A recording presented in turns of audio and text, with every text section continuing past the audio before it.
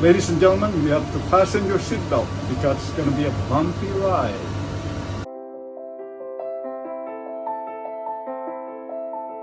Glinica Bridge. It was the Bridge of Spies, and they were exchanging spies here. US and the Soviet Union, they started in the 60s with Gary Powers, and then in the 80s they were exchanging more than 80 spies.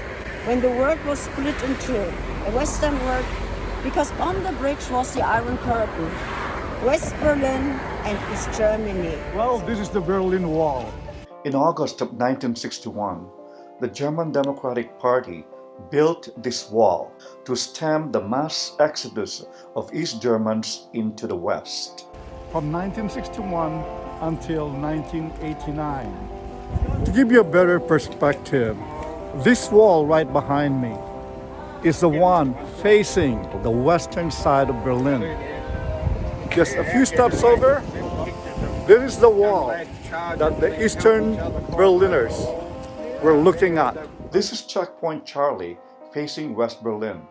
During a standoff between the US troops and the German troops that almost led to another war, the US troops put on a show of strength and the East German backed off. This, my friends, is the famous Brandenburg Gate. I'm not a big fan of President Reagan, but way back in 1987, he came down to visit Berlin, and on this very place, he dared Mr. Gorbachev to tear down this wall. General Secretary Gorbachev, if you seek peace, if you seek prosperity for the Soviet Union and Eastern Europe, if you seek liberalization, come here to this gate. Mr. Gorbachev, open this gate. Mr. Gorbachev, tear down this wall.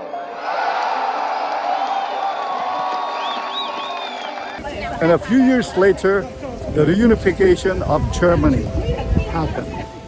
While Germany has survived the bitter Cold War, on this day in Berlin, the cold weather is a bitch.